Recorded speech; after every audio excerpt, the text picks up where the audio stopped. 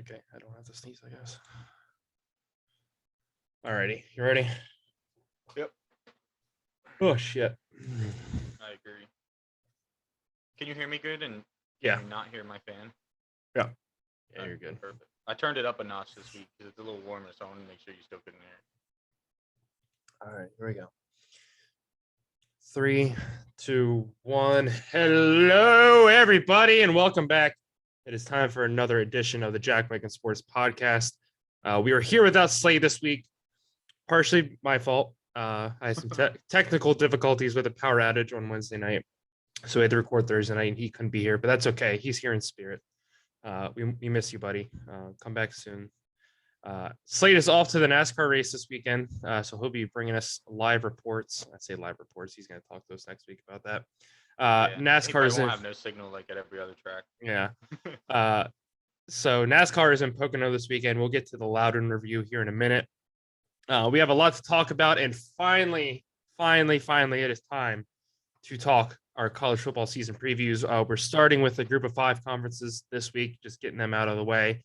Before we get to the meat and potatoes with the Power 5 conferences, we'll start with the ACC next week and go in alphabetical order from there. Alphabetical to the best of our brain capabilities. But there's SEC's next after that, right? Yeah. So it's the ACC, the Big 10, the Big 12, the SEC, and then the Pac-12. So that took a lot of weight. Is it? No, it'd be Pac-12 and then SEC. See, to the best of our brain abilities. HIJKL. LMNOP, QRS, yeah. Fuck. I thought you had it right at first too, and then I was So like, did Something I don't know. right. Yeah. Anyway, let's get into it. Let's get the show rolling tonight. We had the Open Championship last weekend out in Scotland at the Links at St. Andrews. First of all, that place was already on my bucket list, but watching this past weekend's tournament, like I desperately want to go out there, and learning that they open it up one day a year to the public and you have to like go there and stand in line just made me super giddy. So I am excited to plan a trip in the future to go out there and do that, at least stand in line and say I did it. But it was a beautiful tournament. Some of the best golf that we've seen played at a major all year, consistently throughout the weekend. Rory had a great chance to win it on Sunday. Cam Smith with the comeback of the year, I guess, to put it, comes back from. I thought Thomas back at what was that, the PGA Championship? Yeah, he was 7 strokes back, but yeah, I felt like that course played a little bit easier than this one. But I mean, in all reality, Thomas was able to do that because Mito fell apart on the last hole. You think about this one, and that was kind of what was surprising is Rory didn't blow it like per se. Like he wasn't Rory played good golf. Yeah, he wasn't hitting in bunkers. He wasn't. Granted, he did a lot of 2 putts, and he just couldn't, for the love of God, catch a break. That was probably the hardest part to watch. But he wasn't playing bad golf. He wasn't, shanking his. I think he missed 1 fairway all day Sunday, and I think he missed 1 green in regulation, and he still scrambled and got a par. He played the round of golf, he played a weekend of golf that you would expect to see out of a major champion. Like I said, he hit 1 bunker all weekend and all 4 days. Just had ridiculous stats, but just his putter went ice cold on him on Sunday. And then you have the contrary. You have Cam Smith, who couldn't miss a putt to save his life. Every time the announcers like, "Oh, this is an easy 2 putt," had tap in here. He's like drains like a 30-foot putt, and everybody's like, "What the fuck?" He hits it up to 18, and he has to putt around a bunker, and they're like, "Nope, there's no way that this isn't at least a 3 putt." And he hits it like within a foot, and they're like, "Well, okay, I guess he's winning now." But I think that's the most enthralled I've been all year watching golf. I sat down at like 8 a.m. and my butt didn't move until it was over at like, I want to say it was like 3:30, 4 o'clock when it finally ended. It was just great. I was rooting for Rory. I'm not afraid to admit that. I think just about everybody was outside of you, but you even said in our group text. I was still rooting for Rory. And you wanted him to win, but your fantasy guy was coming up hot. And then I forget the guy that he actually ended up finishing second. I can't think of his name now. Was it Cam? It was the other Cam Young. Yeah, that's Cameron Young. Yeah. He both him and Cam Smith had a fantastic back nine. Uh, Cam Young knocks it within like 5 feet of the hole on his tee shot on 18 to set up an eagle. And that put him in position where if Cam Smith does the three putt everybody thinks he's going to do, he's sending it to a playoff. And then again, Cam Smith just with an absurd putt to win. What were your overall thoughts on not just Sunday, but the weekend as a whole? Did you have a golfer that maybe impressed you the most, or that disappointed you the most? Yeah. So first off, like you said, great weekend. Um, we had talked. I believe it was after Thursday, because half of our fantasy teams were like down below the cut, and we were like, "What the fuck?" And by the end of Friday, most of our fantasy teams were like up in the top 30, and it was like, Yeah. okay, I'm not really sure what went on here, but I'm glad we're all together. And the top four, really, you think of Rory, Xander was the other one, right? That finished in the top four? Yeah. Well, that Uh, was in the final four no, in the it last was two pairings. Victor Hovland. Hovland, that's it. Yeah. I don't know why I thought it was Sean. Yeah. But yeah, Rory, Hovland, and the two Cams.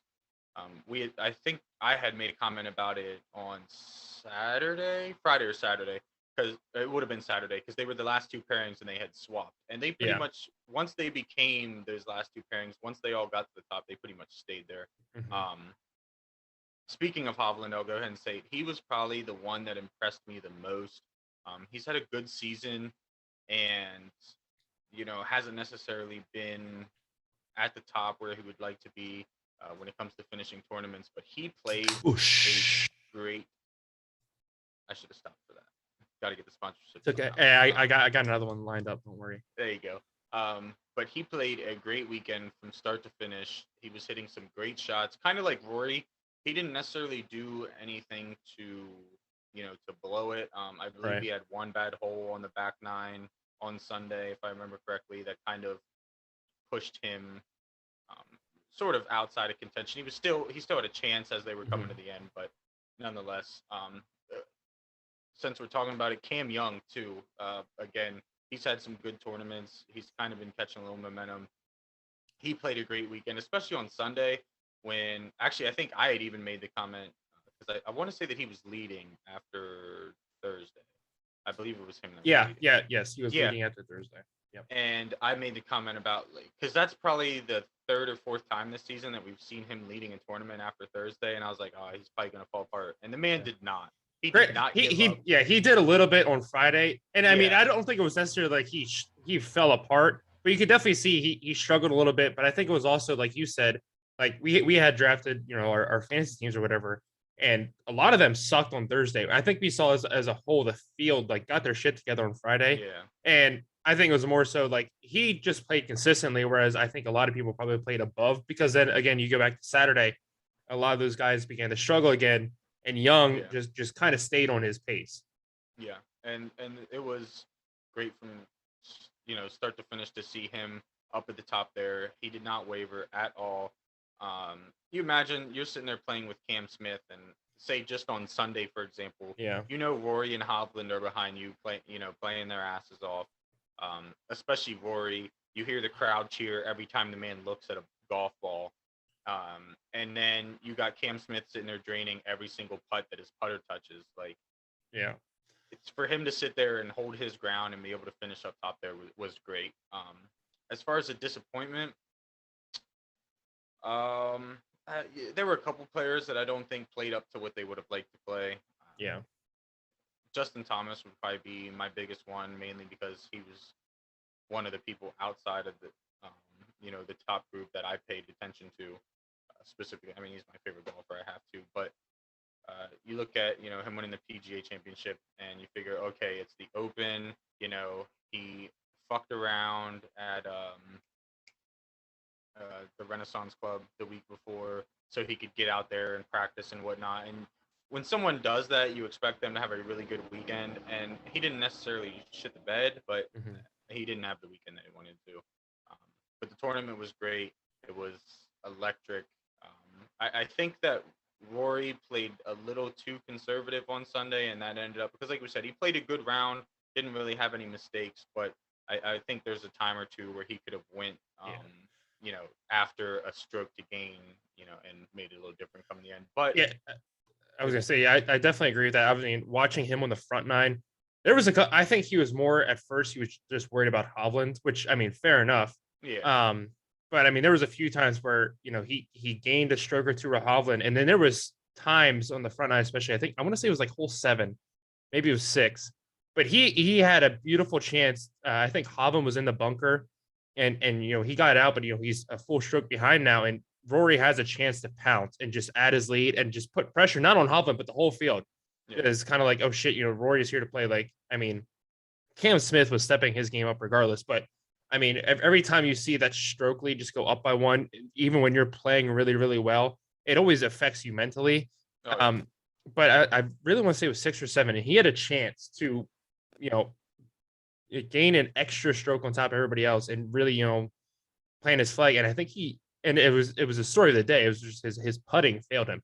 He was chipping magnificently, driving great. He could not sink a good putt to save his life. And that's all it was. As far as who impressed me the most, I think I would agree with Hovland. I would even go as far as say, Cam Smith really impressed me because coming in, these were two guys who they played really well at the Players, but since then, like they're names that you haven't heard of, or not necessarily haven't heard of, but just haven't been competing for wins. Hovland has struggled to make cuts since that Players, where I believe I think he finished second or third. And when Smith won, Smith I don't think has won since then. And again, he was another guy that like you draft him just about every week in fantasy, but there's weeks where he flirts with the cut line. It's like what's going on? Yeah. Sitting like 4th in the FedEx Cup rankings, and the man's flirting with the fucking cut line. Yeah. Well, I mean, I think for him the biggest thing was, I mean, at the Masters he was one stroke behind Scheffler at one point. I think it was 13 when they went and he put 2 balls in the water, and mentally that fucked him up for the rest of that round. But I think that kind of hung with him probably all summer. Like I said, it was not somebody that I would have picked to necessarily struggle this past week. I don't think I would have picked him to win though, just based off of how he's played up to this point. So I mean, it was surprising to see both of them play really well and be challenging for the win on Sunday. My disappointment, I know you said JT. Knowing that JT struggles with just links golf in general, didn't necessarily surprise me. I mean, he still made the cut, still had a pretty overall decent weekend. But just knowing like that's how like he usually plays with links golf wasn't that surprising to me. My surprise was Max Homa. Listen, I'm a slut for Max Homa. I love everything he does, from his swing to his social media. I mean, you could call me a homosexual if you will. But just seeing him, he's putting that on a t-shirt. Yeah, I am. I think it was a little bit of he got caught up in the moment of playing with Tiger, and I don't know, maybe wasn't 100% mentally there. I mean, I obviously can't speak to his mental state, but he was just making a lot of like unforced errors. It seemed like, and it ended up biting him in the ass. He misses the cut, and then just speaking of Tiger really quick, granted he did not play well. I think he double bogeyed the first hole, but physically I feel like he looked a lot better than what he did round 3 and 4 at the Masters, or when he withdrew from the PGA. He had the longest drive on day 1 at the 14th hole. So I mean, he had tools of his game that were there. He just couldn't put it all together, and he got behind the 8 ball from the jump, and just something he couldn't get ahead. But I mean, and I might have missed some of it, but I didn't see him like constantly like having to use like his clubs to walk around or anything like that. So to me, that was a little bit promising to see, like, maybe he is in at least a little bit better physical condition. And I know he really wanted to do well, because this is likely the last Open at St. Andrews he'll be able like to even, somewhat compete at, whether it be, or even like he said, it was the last one he's basically going to challenge for. I don't think they go back there for 7 years now. And he's like, listen, when we come back here in 7 years, I might be able to play, and I might be able to, compete for a day or two, but more than likely, I'm not going to be able to, go out there and challenge for a win 7 years from now. And he kind of realizes that. A lot of people are like, oh, is he retiring? Just because of like the way he was phrasing it. I don't see him retiring. I still see him doing definitely the Masters, and I would say the Open for the next couple of years, maybe even the PGA or the U.S. Open. Who knows? But I don't think he's full stop retiring. But again, like I said, it was encouraging to at least see him a little physically improved, I guess is how I would put it. They are at the 3M Open this weekend that is underway already. No real big names there. I mean, I guess the biggest one is Matsuyama. Sahith Theegala is there as well, having a standout rookie year. But still, nonetheless, I mean, we've been following the leaderboard on day one. Great tournament so far. A lot of no names up there getting the chance, and that's what a lot of these tournaments where the bigger guys kind of step aside. That's what these tournaments do, is they give these young stars a chance to shine. And day one, I mean, they put on a show. I drafted Chesson Hadley because I didn't know who else to take, and he was T3 at one point, and I think he's down to T8, but still having a great day. Moving on, we got a little bit of racing to talk about. We had NASCAR at Loudon this past weekend. Actually, it turned out, in my mind, I don't know if you watched any of it, Nick. In my mind, it actually turned out to be a really good race. To me, Loudon has become one of the better tracks for NASCAR here lately, especially like consistently. I mean, I think back to 2018, 2019, you had Kevin Harvick and Denny Hamlin the one year, battling for the win. I think the year before that, it was Harvick and Kyle Busch battling for the win. Like, it has produced some great racing and some great finishes the past couple of years. And it has climbed back up the ranks of being one of the best NASCAR tracks out there. Had a little bit of fireworks in the middle of the race. Under caution, for some reason, Austin Dillon decided to be a fucking babyface bitch and tried to take out Brad Keselowski, so they released the radio communications. And this is what got me. So he was pissed off at Brad because I guess Brad was racing him hard, which I didn't know you're not supposed to do that anymore. Yeah. But I mean, Austin Dillon was getting fucked in the ass hard. I didn't think he'd care if he got raced hard. But Brad was racing him hard. He didn't like it. So his crew chief said, well, go get him or whatever. So he drives up there in the caution and just like taps him in the side. And just, I don't know if he was doing hand signals at him or whatever. But all of a sudden, Brad Keselowski, I ain't standing for that. And just turns hard left and drives him across the track.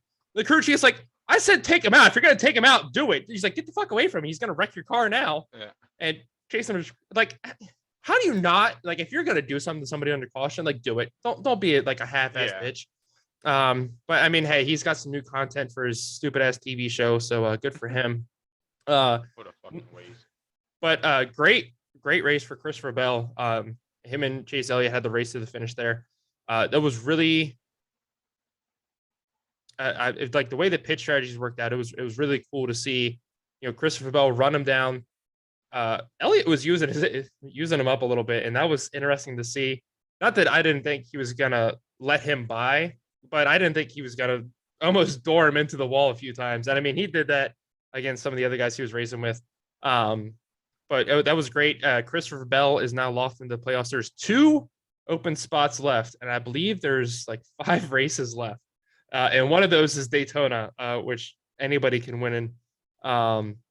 So the NASCAR playoff picture is looking quite interesting. And then the funny thing is, like, if you look at like the normal points, like if you took like wins away, or not necessarily the wins, but like needing a win to qualify for the playoffs or whatever, if you look at like just the point standings, the guy that's in 3rd place and the guy that's in 5th place are like the next 2 guys into the playoffs. So if like 2 random people behind them win, they're knocked out of the playoffs. And now the guy that's the 3rd most consistent, the 5th most consistent, that's how at least I always look at points, are going to miss the playoffs. So just another reason why the NASCAR playoffs are beyond stupid. Like we said, they will be at Pocono this weekend. Nick's dad and Slade will both be there, not together, but they don't hate Nick. Well, I mean, they might end up being for all we know, but so I always look forward to that race. I mean, last year they did the doubleheader. This year it's just one single race there. Last year, of course, we had Kyle Larson leading into the last turn and his tire blows out. Alex Bowman gets the win. I believe that was race 2. I want to say it was race 2. But moving on, we had IndyCar back this weekend. They were at Toronto. I believe, it was the first time they raced at Toronto since 2019. That's a lot of these drivers' favorite tracks, so they were very happy to get back there. Scott Dixon gets a big win there. Colton Herta finished second. The two of them had a great run to the finish. That was very interesting to see. Other than that, not a lot of, I guess, fireworks per se, like there have been in weeks past, except for the warm up, which Alexander Rossi and Romain Grosjean go at each other again. And then in the race, Felix Rosenqvist and Alexander Rossi, I believe it was third place, I want to say they were racing for.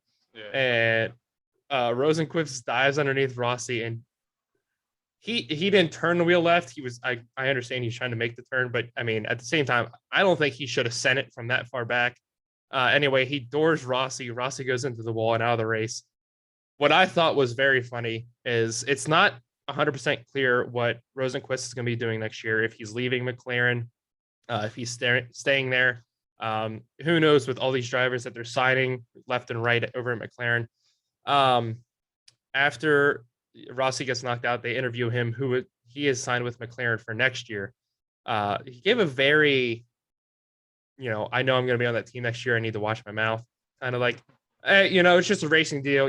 Stuff happens. Like, for somebody that has like thrown his own teammates under the bus before, I listened to that interview and I just went, who the fuck is this guy? Yeah. He's just sitting there like, yeah, it happens. Not a big deal. But you could also, he was like smiling, like, yeah, I loved it. I'm just gonna keep my contract here. Yeah, but that was it was very interesting to see. But otherwise, I thought it was a great race. This week they will head to Iowa for a doubleheader on Saturday night and Sunday. Iowa short track always puts on a good race for IndyCar, so I'm excited to see that this weekend. Moving on, while I'm sitting here drinking it, just wanted to shout out Charlotte FC for fucking up those English bitches from Chelsea last night. Now we're officially calling it soccer. I believe both European football clubs lost last night to American teams.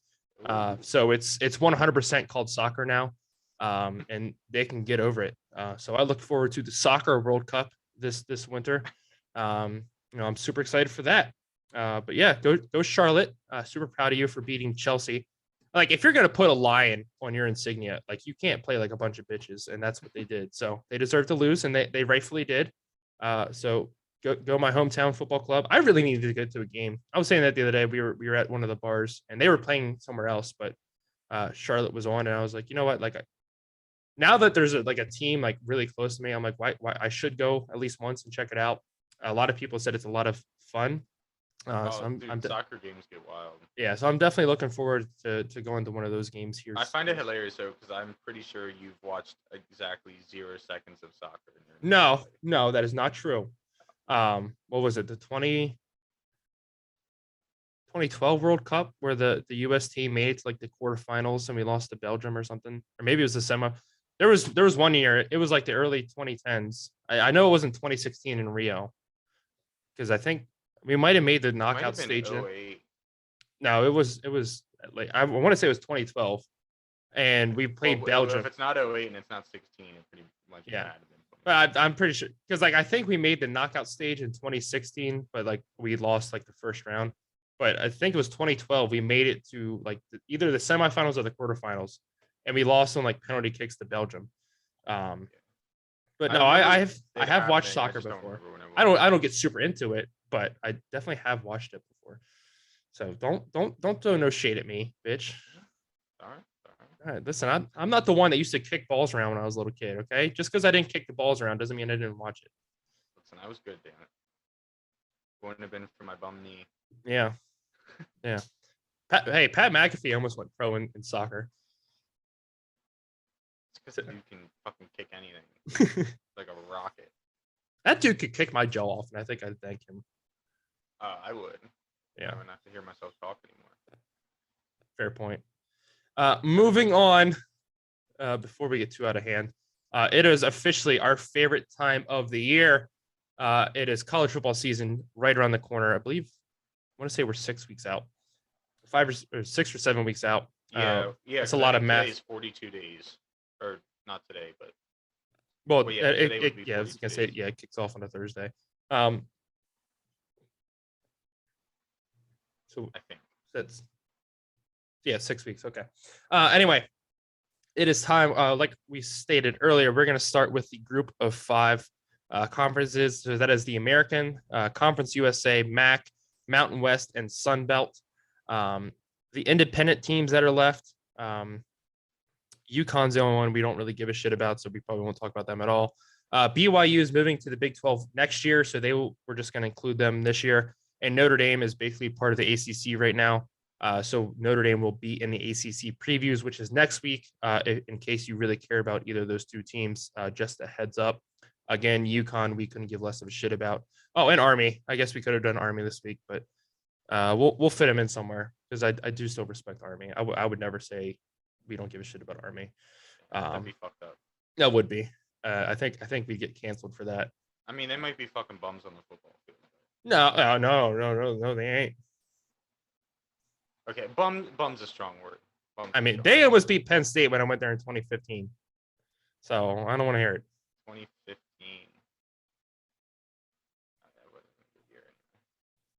I believe it was Trace McSorley and Saquon Barkley's first year there.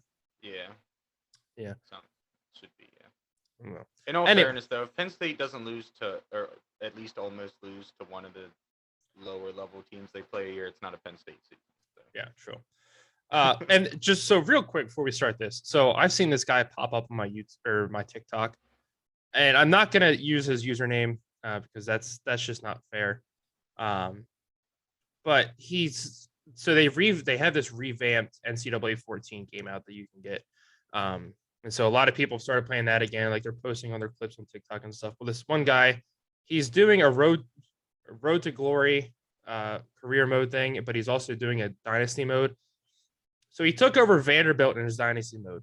Mm-hmm. Respectable. I love that he's trying to, turn that program around. I think I've seen this guy too. He fucking sucks. Yeah. He straight up sucks. Like, I think he's won 4 games in like 2 seasons. I'm like, bro, how? I took Buffalo, and it wasn't even a rookie. It looks like this guy's playing a rookie mode half the time, but he's probably not. And I respect it. I understand the grind in Heisman. I took Buffalo to a national championship in Heisman mode. Like, the game is, if you like are somewhat competent, like, and you just throw, like, I throw like 6 picks a game and I can still win. Because like, other than that, like, it's really not that hard. And like, there's this other guy, he's doing an NC or NFL franchise and like Madden 07. And like, that's really cool. And like, he's done, like, he won a Super Bowl last year. And I was like, I really enjoy following that one, but it still pisses me off. I'm watching him. He like rolls out to the left and he'll throw across his body back to the right. I'm like, why are you doing this? He's like, oh man, I threw a terrible pick here. It's like, no shit. But then you do it like 3 more times in the game. I'm like, bro, fucking stop. Like, Jesus. That shit pisses me off. Like, oh my God. But like, how do you only have 4 wins in 2 years in that game? Like, I don't care if they came out with a brand new game and that like they went above a Heisman mode. It was like freaking realistic VR. Like, you could still take any bottom tier team. You could take New Mexico State and get them to a bowl game at least. Like, it. Yeah. I just can't believe the dude only has like 4 wins in 2 years. Like, it's disgusting. Like, if you're gonna do a dynasty mode, do it right. You should be blowing out freaking every team by like 40 points. Like yeah. Granted, like the ones that I always did, like I would always like I would start off with like a super hard team. Like I did Old Dominion, Old Dominion one year, and I scheduled Alabama week 1. Like, that's what you do. Like, you just schedule the stupid hard teams like week 1. Yeah. We lost by like 21 points, but I was like, I still took a nobody team and lost on Alabama by only 21. I still ended up making like the Sugar Bowl or something. I was like, dude, it's not that hard. And like, I get that you need to recruit good players in and stuff, but I literally take whatever roster is there and then like, yeah, you need to get, recruits, but you should still be winning more than 2 games in a season. Yeah. Like, listen, I'm sure part of it is like, he's just kind of like doing it like, hey, like this is like, look, I'm improving. Yeah. And granted, he is too. Does it have gameplay?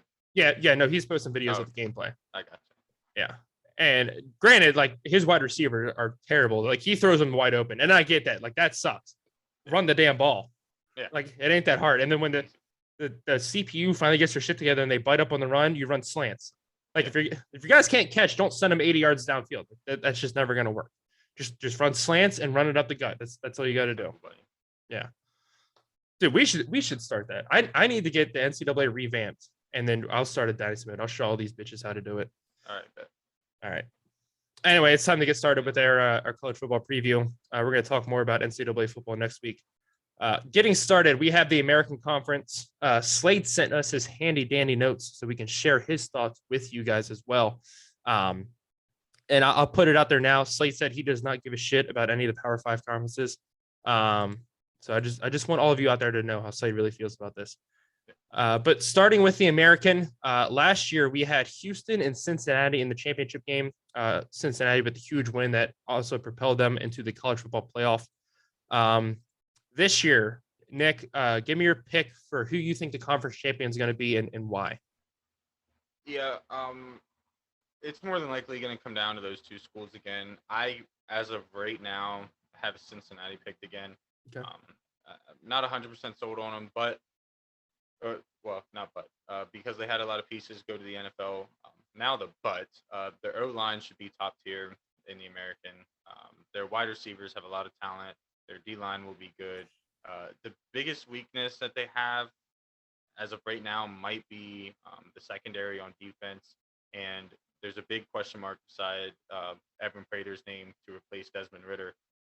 But Luke Fickell, 48-15 in his 6 years at Cincinnati. I don't really see him slowing down, this year with just a couple pieces that went on to the NFL, especially after last year's success and that momentum to build on. So that's why I ended up picking them. Yeah, I agree with you. I think it's coming down to Cincinnati and Houston again. As far as Slade, he has Cincinnati. He just simply said because of the recruits. And he did also remind me of a great note. Next year, they will also be moving to the Big 12 as well. But Slade going with Cincinnati. I'm actually going to go with Houston. And I'm picking them because they're returning their star QB, their wide receiver, and they have and a healthy dose of transfers to bolster the offense. Defense that has consistently improved the last few years will need to fill the cornerback positions and a few lineman spots. But they only allowed 20 points per game last year. And I think if they can get decent substitutes for those guys they lost last year, they should be in great shape. They also led the conference in run defense, which I think will be huge. But yeah, I have it coming down to them in the conference championship again. But I just have Houston taking the leap this year. Moving on, who do you think the most improved team in the conference will be? So I ended up going with Tulane on this one. They were 2-10 last year, which obviously gives you a whole lot of room to build off of. But the Green Wave is typically around about 500 for the season, or during a season. They've been around there the last couple years, minus last year. They have a really soft start to the schedule this coming year, and a relatively forgiving schedule overall. So I think that should help them add, 3 to 5 more wins to their overall record. Yeah. I'm sorry, I'm like having issues reading, so my contacts are bugging out right now. Yeah, it's the contacts. Sure. Nothing to do with Slade put down that SMU will be the most improved. He called them a dollar store Ole Miss, which is very fair. For my most improved, I'm going with USF. Kind of the same thing along your lines. I think they only won one game last year. So again, very low standards for them to improve. But overall, they have 18 starters returning this year, including all 5 offensive linemen. Bob Shoop is their new defensive coordinator. He previously coached at Penn State and Vanderbilt, and he has 8 starters returning. Gary Bohannon is coming in at QB, and I'm going to say this name wrong, and I apologize. A Jew is coming in at wide receiver. They're transferring in from Baylor and Clemson, respectively, and they should definitely help give that offense a huge boost. So that's why I'm taking USF as my most improved team. To wrap up the American Conference, who do you think your most declined team will be this year, Nick? Yeah, so completely opposite of what Slade said. I actually picked SMU to be the most declined team. They went 8-4 last year. They have a first-year head coach, a tough schedule, not necessarily the toughest in the conference, but a tough schedule. And just overall, I really didn't see a whole lot of teams that could lose 2 to 3 more games than what they did the previous year. And SMU stuck out as one, so that's why I ended up going with them. Yeah. So Slade went with UCF here, slating that they have no recruits and a lot of competition this year. I would put them as my second place team to be the most declined this year. I mean, I 100% agree with them. They had not a strong year of recruiting. They're, I believe Gabriel left, so they have to have a brand new QB this year. So I would definitely put them in second place as my first place team for most declines. I agree with you, Nick. I have SMU. Last year they started 7-0. They lose their head coach now. He went to TCU. They have some key players returning on offense, but their defense needs to improve a lot after giving up 31 points per game, and they ranked 8th against the pass. I don't really see that improving a whole lot. And again, just having to come in under a whole new regime. One, I definitely don't think they're starting 7-0, but two, it's going to be very hard to duplicate any success like they had last year. So I definitely agree with you there that they're going to be my most declined team this year. Moving on, it is time to talk about Conference USA. Last year we had UTSA versus Western Kentucky in the championship game. I believe Western Kentucky win. My dumbass didn't write it down. I believe so, yeah. No. Oh, no. UTSA over Western Kentucky. I did write it down just in a different sheet. UTSA also had that magical run last year, ended up going 12-1, just one game shy of a perfect record. Still very impressive. Moving on, Nick, who do you have picked to win that conference this year? Yeah, so I'm going to take UAB, or the University of Alabama at Birmingham. I had to write it down because I always forget what it stands for. It's Birmingham. Or yeah, what did I say? Burlington. Oh, Birmingham. I literally have it written right there. So even though they technically have a new head coach, it's their former offensive coordinator, Brian Vincent. Yep. They are returning a lot of production on both sides of the ball, and quite honestly, there's a couple teams here like Western Kentucky that could win this. For me, it was more of a gut feeling on this one as far as actually choosing who was going to do it. But I feel pretty confident in it. Yeah, actually, again, surprisingly enough, I 100% agree with you there. I'm going UAB as well. I picked them last year, and they lost a late season matchup against the eventual conference champion, 34-31, which really is a very close game. Obviously, they lost their head coach, like you said, but a large majority of the team returns, including 5 defense starters on a defense that held opponents to 23 points per game last year. So I see this as a team coming back hungry and wanting to win, and wanting to make their new head coach look really good. So I definitely I have them. And leading up to last year, they made 3 straight, I believe, conference championship games. And so last year was the first year since their program was reinstated that they didn't make the conference championship game, or maybe second. Nonetheless, I have them going back this year. Slade picked FAU. That's all.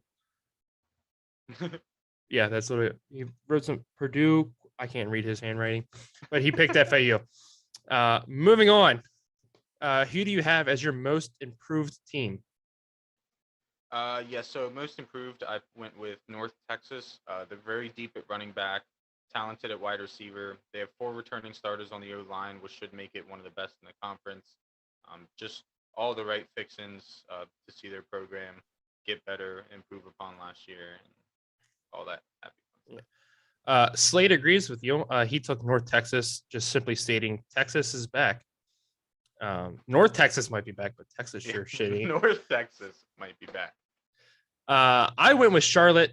Maybe a little bit of bias here, being the hometown team, but I honestly believe they will. They have a high-power offense returning, including the conference's top receiving core from last year. They have a brand new defensive coordinator, I think Greg Brown. He will definitely need to improve that bottom-ranking defense that they had last year. But I think if they can improve that defense a little bit, like even just a little bit, they can definitely be in contention for the conference championship, maybe. But I definitely see them as being the most improved team and definitely getting back to a bowl game this year. Who do you have as? I know. Who do you have as your most declined team? Yeah, so this might be a little bit of a hot take here, which I think I have another one in this as well. But I'm going with Western Kentucky. their defense is going to need to carry them, especially early in the season. As well to not only improve off of last year, but to do it with a finish 9-5 last year, and obviously, like we mentioned, get a bid to the conference championship game. But I don't think that that's going to be repeated this year. I think there's too much working against them, even though a lot of people do still consider them favorites. When I look at it, I just don't see it as a situation that is beneficial for them, or at least not as good as it was last year. It'll be a cold day in hell when you get your dollar store Wi-Fi fixed. Moving on.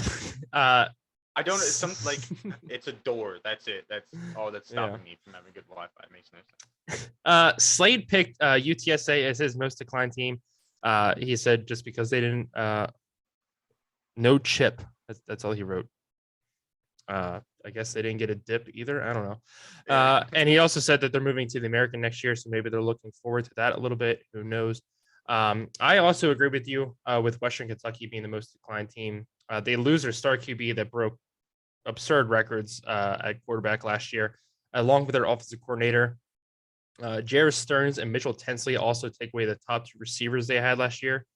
So they're just losing too much on offense for me to trust that team to be anywhere near as proficient as they were last year. I think they still might reach bowl eligibility, but I mean, I don't see them being as high scoring of an offense as they had last year. And overall, I just see them as a team struggling a little bit more this year. Like you said, I don't see them getting back to the conference championship game.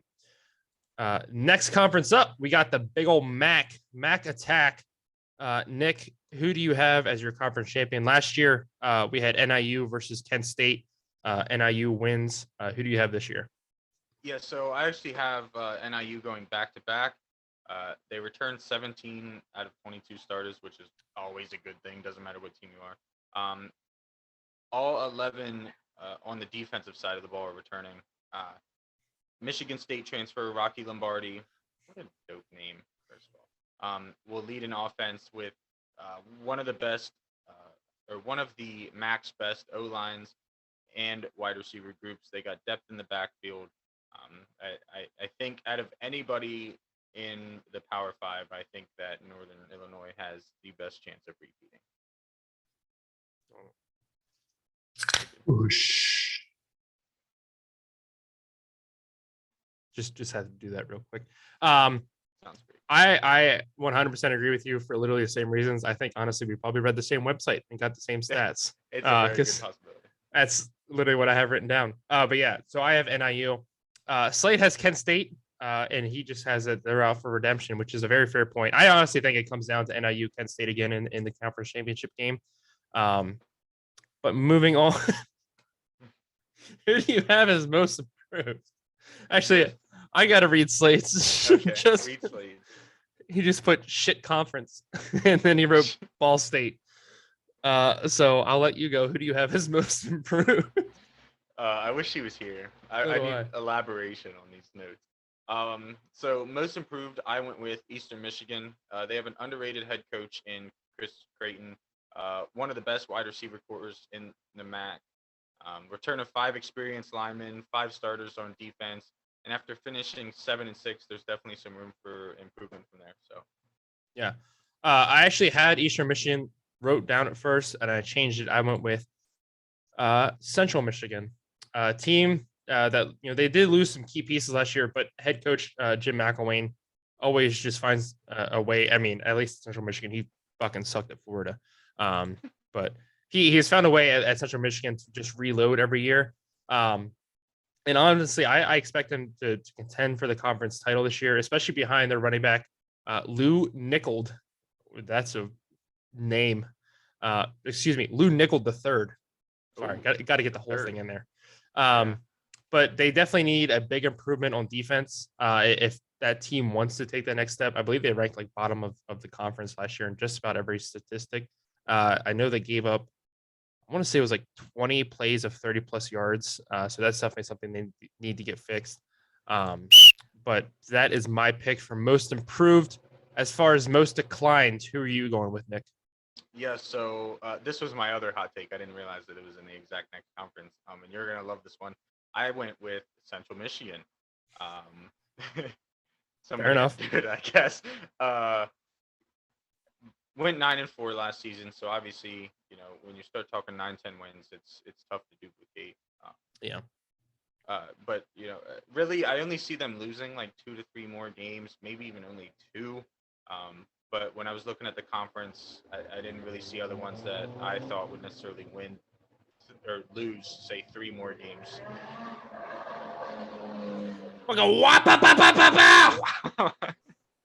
Anyway, but they have big holes at both tackle spots, Yeah, wide she does. receiver. Yes, he does. And at least one big hole in every one big missing piece since God George damn is it. 6 years old. On every level of the defense. Oh, I'm glad I fucking didn't say the sentence the way I had it written, or you really would have had a ball. oh my god. So I think it's going to be hard to replicate them or replicate that 9-4 finish they Oh, had I'll last show year. you a fucking big hole. I Slade. almost said they have big holes at every level of the D, and that I'm nothing nice around Shit. here. It doesn't help. I'm fucking 3 Busch Light apples deep right now. Actually, There 4. we I'm on go. my 4th. There we go. Slade for his most God damn it. For his most declined team, he put Ohio University simply for fuck Ohio. I want Fair Jesse enough. McGee out there listening to understand that that is not my sentiment. I think Ohio is a great, honestly. So real quick, we're gonna take a side street here. I think Ohio as a state gets a lot of undeserved hate.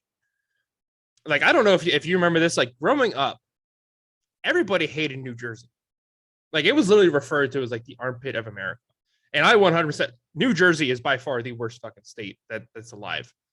I think what happened is they paid a bunch of like tourist agencies and like they just got like a couple people to say it. I think it might have had to do with Jersey Shore too. But like everybody, like to me, it's like a meme. Like all of America is like pointing and laughing at New Jersey. And like granted, Ohio's not the best. It can definitely be improved, but like Ohio's like that bucktooth girl like over in the corner that starts laughing too, and New Jersey turns out like, the fuck are you laughing at? And now everybody's like, oh shit, well let's make fun of Ohio. So I just want to point out real quick, I think Ohio is a great state. I'm going there in a couple weeks. I'm very excited to see there. But it's definitely a hell of a lot better than New Jersey. So I just had to put that out there. Fuck New Jersey. It is the armpit of America, and yeah, that's all I have to say about that. Um, yeah, so Slade picked Ohio University as his most declined team this year. I went with Ball State. Just real quick, back to your point about Central Michigan. Um, I definitely can see them and in a position where they do end up being the worst team, or not necessarily the worst team, but taking a big step backwards as a program this year. I mean, for me, it's like a seesaw, and they're standing on the middle right now, and they can either go to the right and take a step up, or go to the left and take a huge step back. It'll just come down to if McElwain can get that team in position and ready to take that step. But I mean, like I said, I had Eastern Michigan penciled in at first, but I switched it out for Central Michigan. But we'll have to wait and see here. My most declined team, I went with Ball State. They lost their 3-year starter at quarterback and 3 starters in the secondary. They've made bowl games 2 straight years now. I see them struggling just to make the bowl game this year. And they'll take a year, they'll reload, and they'll go from there. They did have a couple transfers come in, but it's always difficult, trying to replace such poise and knowledge at the QB position from somebody that started in an offense for 3 years with a transfer. They had, I believe it's a junior or senior that is coming up, but he's only taken like 5 snaps, they said, in like 3 years. So definitely gonna be hard for them to continue their success. Moving on with the next group of 5 conference, we have the Mountain West. Utah State versus San Diego State in the conference championship last year. Utah State it was an upset win at the time. But Nick, who is your pick to win the conference this year? Yeah, so I'm going with the repeat here for the second time in this podcast. I'm going with Utah State. They have a senior QB in Logan Bonner, who's among the best in the mountain.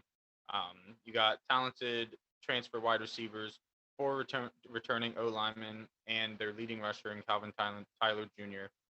5 starters and other experienced players on an improving defense. I think that should be enough to find them on top of the Mountain West again. Yeah. Slade has a bit of a shocking pick here. He went with New Mexico, simply for the fact that they play at LSU. So that's Slade's pick. Moving on, my We pick. need context. Next week we're gonna spend 30 minutes just going over all of this stuff. Yeah. Um, but my pick, I'm going with San Diego State. They only have 3 starters on offense returning, and they're missing their star sensational punter from last year, Matt Ariza. But they bring back their star wideout, Jesse Matthews, and QB transfer Braxton Burmeister from Virginia Tech, and he should help keep the offense afloat. Granted, he really struggled at Oregon, and he did not do great things at Virginia Tech last year. Um, but let's be honest, competition in the Mountain West is not the same level. Not quite. So he should be serviceable and definitely, help supplant that team's offense. But I can definitely, like you said, see Utah State repeating. My dark horse, I have or not necessarily dark horse, they competed for it last year. I'm taking Air Force. They have a lot of starters returning. I mean, all of the military programs are very hard to beat no matter who you're playing. Um, so I can definitely see Air Force getting in there and winning the conference championship as well. As far as your most improved team this year, Nick, who do you got? Yeah, so I went with Colorado State for the most improved. They went 3-9 last year, so obviously, like I said before, plenty of room for improvement. They do have a new head coach, which is slightly questionable, but he brought not necessarily along, but brought in plenty of talented transfers on both sides of the ball that I think should amount to an extra 3 to 4 wins for them next season or this coming season. Yeah. Along the lines of picking the conference champion, Slade also has New Mexico as his most improved team. Aside from the LSU note, no note this time. For my most improved team, I'm Home going. game against this team. My most improved team, I'm going with UNLV. They have a new decent defensive coordinator coming in, and Keith Hayward. Hope he obviously wants to improve that bottom ranked defense they had last year. They also have 2 big name transfers in Harrison Bailey and Ricky White. Um, and this is the team I can definitely see. I don't want to say contending for the conference title. I don't think they're there yet, but this is a team that can definitely be poised to make a run at a bowl game this year after going just 2-10 last year. So again, 2-10 record leaves a lot of room for improvement. But again, I definitely see these guys as possibly making a bowl game. For your most declined team, who do you got? I have Wyoming. I almost said Wyoming for the most declined. They had 2 QBs enter the transfer portal, which is never a good thing unless you have 2 QBs coming right back from the transfer portal. They have a question mark in the wide receiver 1 spot. Some defensive talent that's no longer on the team for multiple reasons, and they went 7-6 last year.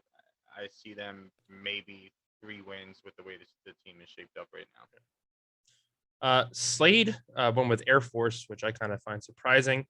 And again, in his notes, he just goes lose commander in chief trophy. So solid analysis there by Slade. For my most declined team, I'm going with Nevada. New coach Ken Wilson inherits an almost completely dismantled team. They have only 6 returning starters, including 1 O lineman that was absolutely, well, as a whole, the offensive line was terrible last year. I don't want to call that one guy out. They gave up 45 sacks as a unit. So it's going to be very hard for new guys coming in to improve upon that number. I don't think it can get much worse, but definitely going to be hard to, especially when you're losing 4 starters in the offensive line. You got to fill those gaps. It's going to be hard to increase production there. And the very last conference, in the group of 5, is the Sun Belt. Last year, Louisiana beat App State. That was a great conference title game. This year, Nick, who do you got? Yeah, I'm not gonna go with either one of the 2 from the conference championship game last year. I'm going with Coastal Carolina. It might be slight bias because it's such a dope school. But they have returning QB Grayson McCall, who's going to lead a team that averaged just over 40 points a game last year. I believe it was 40.9 or 40. Yeah, 40.9. He has help from 2 stud running backs, 2 of the top returning O line in the Sun Belt, along with some key returners and transfers on defense. I think that should see this team bolster up to the championship. Yeah. Slade goes with Appalachian State. I can definitely see. I actually that's what I picked as well. Um, they have a key game week 1 against UNC, which I honestly think they can win. If I do not go to the Oregon Georgia game in Atlanta, that is definitely a game I want to go to. Only being an hour away from App State, and they also go on the road at Texas A&M week 2. So very tough start to the schedule, but that usually translates, especially for these lower teams. You learn a lot about your team. You get to hang with the big boys for once, and you learn a lot, and that helps translate to a better season overall in my mind, especially once you get back to conference play. Like I said, I'm also going with App State. They have 13 starters returning, including their QB Chase Bryce and their entire offensive line. They'll need to find replacements at wide receiver though. But to me, like unless you have like guys like Jamar Chase, like big name receivers like that, Devontae Smith, like you think of like the guys who are winning the Blitnikoff and like challenging for the Heisman Trophy. It's hard, but it's not as difficult of a job to replace wide receivers. I feel like at the college level, somebody who played wide receiver at granted D3, not quite the same, but I feel like receiver is probably the easiest position to replace outside of, like I said, unless you're like a huge name, like somebody that demands a lot of attention, from defenses, whatever it may be. It's one of the more easily replaceable, QBs, very hard to replace. They know the whole offense. Running backs, very hard to replace, especially really good ones that can find the holes, like I did on your mom, and just hit the gaps and things like that. Offensive linemen, I would argue, are probably the most difficult positions to replace. You have all these complex blocking schemes when you get to college, and depending on if these guys were the guys replacing last year's starters sat behind them and at least know what they're doing, it can make for a long year. Let's see, I'm going at App State as well. Who do you have for your most improved team this year? Most improved, I went with Troy. They went 5-7 in their 2021 campaign. They have a loaded defense, 9 out of 11 returning offensive starters. Yes, they have a new head coach, but not only did he work under the previous head coach in the past, but he also has experience in the SEC.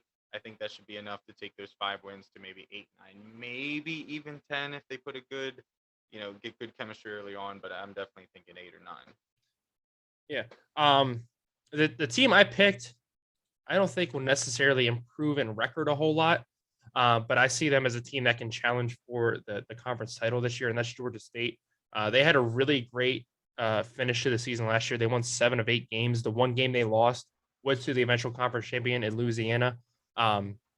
So I mean, a great team there. They're returning a lot of players, 15 starters, and their top QB with a 2-headed monster in the backfield, with 4 offensive linemen returning. Like I just said, that's probably the hardest position to replace, and they only have to replace one guy this year.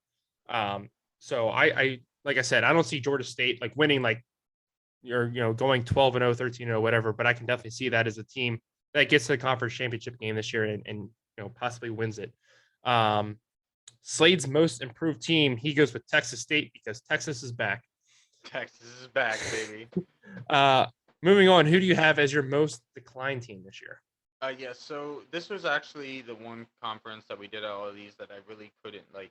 As I'm looking at what their records were last year, the top 4, or the projected top 4, I should say, I feel like are all going to have pretty similar seasons, other than maybe adding a couple wins. And outside of the top 4, a lot of the teams are like 1, 2, 3 win teams. So it's kind of hard to go down from that. So I couldn't really sit there and pick one out of this conference. Yeah. Fair enough. Slade puts Louisiana, and in parentheses, he just puts Florida State. They do play Florida State towards the end of the year this year, but Florida State fucking sucks. So I don't see that as a game that's going to give them issues. But I mean, we'll see. But I do definitely see how Louisiana can struggle this year. They lose their head coach. I want to say a decent amount of starters too. So that's definitely a team I can see. One, I see them reloading, but 2, I can definitely see where there's going to be some struggles in their season. I actually went against you. I went with Coastal Carolina. Like you said, they did lose a lot of their starters, but I do understand they have a lot of key pieces coming back. But I think with just losing with just your QB, what is it? And two offensive linemen coming back, excuse me. So your QB and two offensive linemen coming back, a rotating backfield. I think they still get bowl eligible, but I just think, especially towards the end of the season, they might tail off a little bit. That or it's going to be one of two things for me, and that's why I have them as the most declined team. Is it's going to be a struggle to get the season started, and then towards the end of the year they pick it up, or they have a great start to the season towards the end of the year they kind of drop off like they did last year, but a little bit more drastically. So that's why I have them as my most declined team. Moving on, the last thing with the group of five, excuse me, is who do you think is going to be this year's Cinderella story? It seems like every year there's a team that makes a deep run, can kind of get their name in the playoff contention. Cincinnati has been that team the last 2 years. Do you have Cincinnati again? Do you have a different team sneaking in there for the if not playoff contention necessarily, like New Year's Six contention? Yeah, so I don't mean to be that cold-hearted guy or the Debbie Downer here, but I don't think that we have a Cinderella story out of the group of five this year. And I don't want to hate on any of the teams. There's definitely some talented teams that I think if they can put an undefeated season together, that they, might be in talks. But I kind of think that the playoff committee might have learned from last year. We had all those years where they, everybody begged for them to let UCF in, and they didn't do it. And then Cincinnati finally gets in. They play Alabama first round, and while it wasn't necessarily the ugliest game I've ever seen in my life, it kind of showed that they tried to hang around for a little bit, but Alabama is Alabama, and Alabama wasn't even the national champions last year. So I think that they're going to be very skeptical about putting another team that maybe has shown that they deserve to be in. I just think that they're going to look at the teams and they're going to be like, okay, people want this team in. This team kind of looks like Cincinnati did last year, but we see what happened when Cincinnati got in. So I think they're going to be very afraid of putting another team like that in. To be fair, I definitely see like what you're talking about, and like Cincinnati could have played better, put it more of a fight, whatever. But at the same time, Georgia thumped the shit out of Michigan, and like Yeah. I mean, we've had that the last few years. I mean, Ohio State trounced Clemson. What was it, 2 years ago or something? So like, as much as I love the playoffs, and I think they definitely added, and we have had a few games where it's been like, I think back, the Oregon Florida State game was great up until like midway through the third quarter, and Florida State just shit the bed. You had that Ohio State Alabama game again, first year of the playoffs, great game. Georgia Oklahoma, I think it may have been the year after, a couple years after, where it went to double overtime.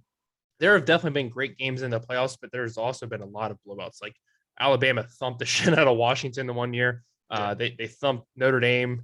Clemson thumped Notre Dame. So what? Shit, I didn't do it. Well, I do No, agree. and I just It's want gonna be to hard. make sure that like I don't necessarily feel that way. Just knowing how the playoff committee, Yeah. Oh, I know that's likes to, exactly how they're gonna think. That they're yeah, gonna look at it and be like, well, these teams are. But at the same time, it's like I can pull up these receipts of like, listen, here are Power Five teams that made the playoffs yeah, and hit the bed. And so, like, well, I said, like, I 100% agree with you, and that is how the committee is going to look at it and be like, hey, listen, we let somebody in and they got their asses blown out. It's like, okay, Michigan got blown out literally later that night, so like, yeah. you got to pick and choose your battles. But yeah, I definitely agree with you. That's how they're going to look at it. I don't see anybody making the playoffs this year, but I can see a team making a New Year's Six bowl. I have three teams. It's just kind of cheating. My first two is it's going to be whoever wins the American Conference, and I know I picked Houston, but I can definitely see a scenario, especially with an early season win at an SEC school from Cincinnati, where if they end up running the table and they win their conference, they can definitely easily get into a New Year's Six game. On the flip side, you have, excuse me, I can't think of their name now. Houston, uh, they play. I believe they play TCU as well. But they definitely have a stacked schedule as well. So whereas if they run the table, they win the conference championship, they can definitely, I say, easily get into a New Year's Six game. The other one I have in there is Northern Illinois. I think, like we talked about, they're returning a lot of great players this year. This is a team that surprised a lot of people and won the MAC last year. I think very capable of possibly running the table this year and, being led into a New Year's Six game. We will have to wait and see. Slate's pick, he went with Cincinnati, understandably. So that will cover our first iteration of the season preview for college football. Again, we'll be back next week with the SEC, or excuse me, I'm already fucking that up. The ACC is next week. I can't even get the alphabet right anymore. The last thing that we're going to do is we're going to do the top five real quick. Slade and Nick just didn't feel like fucking doing it this week. I'm the only one that could read the notes I wrote, I guess. George said he put him in the notes. I did. Neither Slade or I. Anyway, okay. Here's what we're gonna do then. I'm gonna list the top five games, that are in the group of five conference this year, and then Nick and I are gonna do our own top five, just to make him happy that he feels included. Anyway, my top five games from group of five conferences this year. These are just teams that are group of five. I only have 3 conference games per se on here. Number 5, Boise State at Air Force. I think that's going to decide their division in the Mountain West, and who goes to the Mountain West championship game. I'll have to wait and see.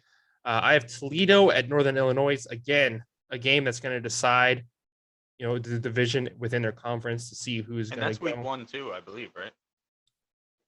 I want to say that that's week 1 game. No, I believe it said October. I think it was October 8th. Yeah. I thought one of those in maybe it wasn't Toledo. I'm thinking of. One of them had a week 1 game that could decide it. Yeah. My number 3 game is App State at Coastal Carolina. Both of them, every time they play, it's always a great game. Last year, I want to say it was an overtime game. Finally snapped Coastal Carolina's winning streak. Number 2, I have TCU at SMU. SMU's coach, Sonny, leaves. He goes to TCU, so now he's returning home. And so that'll be a great game to watch. And number 1, I've mentioned a few times so far on this podcast, we have Cincinnati at Arkansas. That is week 1. And that's going to be a great game. I can't wait to see that. All right, just so Nick can feel included here, and Slade's missing it, we're going to do our top 5 carnival foods, just because I'm honestly getting a little bit hungry right now. So, Nick, I'll let you go first. Just off the head, what do you got? Yeah, this is tough. 5, I got to go. 5, I got to go fries, because they're basic, but they fucking slap. Oh, you spritz a little vinegar on there, some Old Bay. Oh, vinegar and Old Bay all the fucking way. Chef's kiss. Mwah. Number 4. Number 4, I gotta go snow cone. Okay. Because you think of a carnival or a fair, like it's usually in the summertime. It's nice and cooling. Number 3, do I want to put this number 3? Number 3, I'm gonna go cotton candy. Okay. It's fucking cotton candy. I don't need to explain it. Number 2, what I was gonna put number 3, but it's honestly one of my favorite snacks of all time: kettle corn. I love me some fucking kettle corn. Love the shit. And number 1, I got to go with funnel cake. Okay. Listen, if you didn't have funnel cake at number 1, we were going to have issues. Yeah, you can't go wrong. First of all, it's great with just a powdered sugar, and then some places add fucking strawberries and blueberries and whatever other fucking I love adding chocolate syrup. Yeah, chocolate. You drizzle a little chocolate syrup on there. I could slap that on your mom. No, I can't say that. It's my aunt. I can't say that's a little wrong. Number 5, I'm going to put snow cones / ice cream. It's always like the homemade stands that do the best, and I love it. Yeah, you can throw ice cream in my snow cones too. Yeah. Number 4, I'm going to put deep fried Oreos. I would do this higher, but my next 2, I have very top tier. See, I thought about it, because deep fried Oreos fucking slap, but like, I like Oreos, but I'm one of those people, like, I can only eat, like, if I ate like Oreos and milk, I can only eat like maybe 4 or 5 Oreos. Just something about the flavor of Oreos, I just can't sit there and like indulge in them. So deep fried Oreos, if I'm eating like 6 of them, by the time I get to that 6th one, I'm that's where I'm fatter than you. If I eat all 6 and I'm ready to go get like 20 more. Yeah. I mean, especially like if they were like some deep fried Chips Ahoy Chunkies, I could probably fucking down a good 30 of them. Yeah. Like so, like my favorite, like it's not technically Carnival, but like if you go to Rudders has deep fried Oreos. Yeah. They give you like a little cup of chocolate sauce with it. Yeah. Oh my god, that is. If more Carnivals did that, chocolate sauce, I can down a few. Or if you give me a glass of milk, I'll sit there and I'll eat you out of deep fried Oreos. Do what? Yeah, you heard me. Bend over, big boy. Ooh. Number 3, I'm gonna go with regular popcorn. I'm not a kettle corn guy. Not a huge like. I'll eat it, but I'm not like the biggest fan. And for me, like if I eat like for me when I'm reviewing whether it's kettle corn or popcorn, if I'll just keep shoving my face, and if I eat way too much sugar, it hurts. So I like going regular popcorn because I can drown the whole bag, and I'm good to go get on some rides. Number 2 is whenever they do like the dinner nights, like New Oxford always had like the inside the fire hall or whatever, but it's chicken and waffles night. I love chicken over gravy, or excuse me, chicken over waffles smothered in gravy. It's just with mashed potatoes on the side. Oh my god. You know, it's another thing that I feel like every time I've tried it at a carnival or fair, it's been fucking bussin'. Chicken corn soup. Yes. Yeah. Every single time, bro. Carnivals do not miss with the chicken corn soup. I mean, those firefighters have nothing to do all day until they go on a call. So I mean, they sit there and just make food all the time. Yeah. But number 1 is by far funnel cake. I tried buying it from a store one time, like the pre-made ones that you're supposed to like deep fry yourself. It went horribly wrong. The Carnival is really the only place I can do it right. Like there's fairs and stuff that obviously do it, but like Carnival is like the best place. You're walking around a hot summer night, you don't care. You just want to go listen to little kids scream as they ride their first ride ever or whatever, and just get sticky and white stuff all over your fingers. And then when you're going home, you look like a Coke addict because it's all underneath your nose. Oh yeah, just because you just piled it into your face. Funnel cake is by far the best thing ever. Yeah. So. Well, that will do it for our show this week. We had a lot of fun bringing this to you. We missed Slade, but hopefully he'll be back next week. Oh, yeah, true. We'll get him to elaborate on his picks a little bit. Yeah, just because I mean, yeah. I couldn't tell you like 75% of them. I'm sure he knew, but oh yeah, I'm sure if we gave him a chance, he's one of those guys where he writes a word down, he looks at it, and like 30 words like just come out of his mouth. Yeah, he's got a full paragraph ready. He's like, Texas is back, baby. Yeah. Unfortunately, they're not. But anyway, super excited. So next week we will have the ACC season preview for you guys. I believe I think it's 2 weeks. We start the NFL previews then. So we're excited to start that as well. We'll talk about the 3M Open a little bit. We'll talk some NASCAR, some IndyCar. I think Formula One's off this week. Can't remember. Anyway, we'll have a full show for you guys next week, and we're excited to bring it to you. And hopefully all 3 of us can get our technical shit figured out, and all 3 of us can be here at the proper time. Nonetheless, go check out our Twitter, our TikTok, and follow us there, and we will see you guys next week. See you guys.